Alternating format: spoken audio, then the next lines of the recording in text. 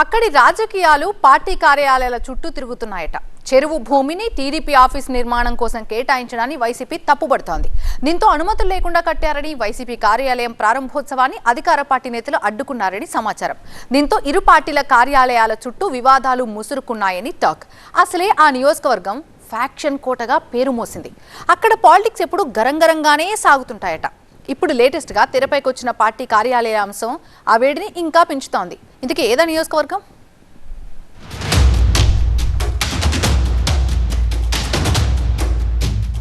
పల్నాడు జిల్లా ఆవిర్భావం తర్వాత రాజకీయ పార్టీలు తమ కార్యాలయాలు ఏర్పాటు చేసుకోవడానికి చేసిన ప్రయత్నాలు వివాదాస్పదంగా మారుతున్నాయట. 2019 ఎన్నికల్లో వైసీపీ గెలిచిన తర్వాత రాష్ట్రంలో కొత్త జిల్లాలను ఏర్పాటు చేసింది. దీనిలో భాగంగా ఉమ్మడి గుంటూరు జిల్లా నుంచి పల్నాడు జిల్లాను ఏర్పాటు చేశారు. గత వైసీపీ పాలనలో నర్సరావుపేట కేంద్రంగా పల్నాడు జిల్లా ఏర్పాటైంది. దీంతో జిల్లా కేంద్రంలో వైసీపీ కార్యాలయం ఏర్పాటుకు ఆ పార్టీ నేతలు పూనుకున్నారు. లింగంగుంట్లలో ప్రభుత్వ భూమిని వైసీపీ కార్యాలయం కోసం కేటాయించారు. 2024 ఎన్నికల నాటికే వైసీపీ కార్యాలయం నిర్మాణం దాదాపుగా పూర్తయింది. ఎన్నికల తర్వాత ప్రారంభించేందుకు ఏర్పాట్లు చేసుకోగా అనుమతులు లేకుండా వైసీపీ కార్యాలయాన్ని నిర్మించిందని కూటమి నేతలు ఆరోపించారు. రాష్ట్ర వ్యాప్తంగా వైసీపీ కార్యాలయాలపై ఆరోపణలు చేసిన కూటమి నేతలు పల్నాడు జిల్లా కేంద్రంలో ఏర్పాటు చేసిన ఆ పార్టీ ఆఫీస్పై కూడా అదే తరహా విమర్శలు చేశారట.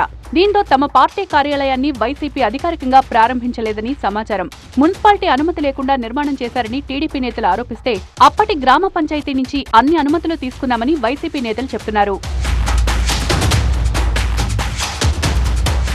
ఇక లేటెస్ట్ గా టీడీపీ కార్యాలయం నిర్మాణం కోసం ఆ పార్టీ నేతలు ఎంపిక చేసిన భూమి చుట్టూ వివాదం రాజుకుంది. వంకాయలపాటివారి కుంట భూమిని టీడీపీ కార్యాలయం కోసం కేటాయించడాన్ని మాజీ ఎమ్మెల్యే వైసీపీ నేత గోపిరెడ్డి శ్రీనివాసరెడ్డి తప్పుపడుతున్నారు. ఆ భూమిని పరిశీలించిన గోపిరెడ్డి చెరువు భూములను పార్టీ కార్యాలయాల ఏర్పాటుకు ఎలా ఇస్తారని ప్రశ్నిస్తున్నారు. 2014-19 మధ్య అధికారంలో ఉన్న టీడీపీ ఈ కుంటలో చెట్టు నీరు పథకం కింద పనులు చేసిందన్న విషయాన్ని ఆయన గుర్తు చేశారు. ఇప్పటికైనా కుంట భూమిని టీడీపీ కార్యాలయ నిర్మాణానికి కేటాయించడంపై ప్రభుత్వం పునరాలోచన చేయాలని ఆయన డిమాండ్ చేశారు. లేదంటే న్యాయ పోరాటం చేస్తామని హెచ్చరించారు. కుంట భూమిని టీడీపీకి కేటాయిస్తూ ఆదేశాలిస్తే పెద్ద ఎత్తున ఉద్యమిస్తామంటున్నారు గోపిరెడ్డి.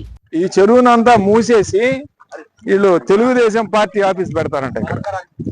ఇది చాలా దారుణమైన అంశం. చెరువు మేము కోర్టులో వేసాం, అయినా సరే వీళ్ళు ఎక్కడా కూడా దీనికి తగ్గకుండా గవర్నమెంట్ రిప్లై పడేస్తున్న స్టేజ్ లో వీళ్ళు వచ్చి ఆక్యుపై చేసి ఈ చెరువుని ఈ రోజు తెలుగుదేశం పార్టీ ఆఫీస్ కట్టడానికి వీళ్ళంతా కూడా సన్నద్ధం చేశారు. ఇలా రెండు పార్టీల కార్యాలయాల చుట్టూ వివాదాలు అల్లుకుంటున్నాయి. రాజకీయాలు వాటిని మరింత రాజేస్తున్నాయట.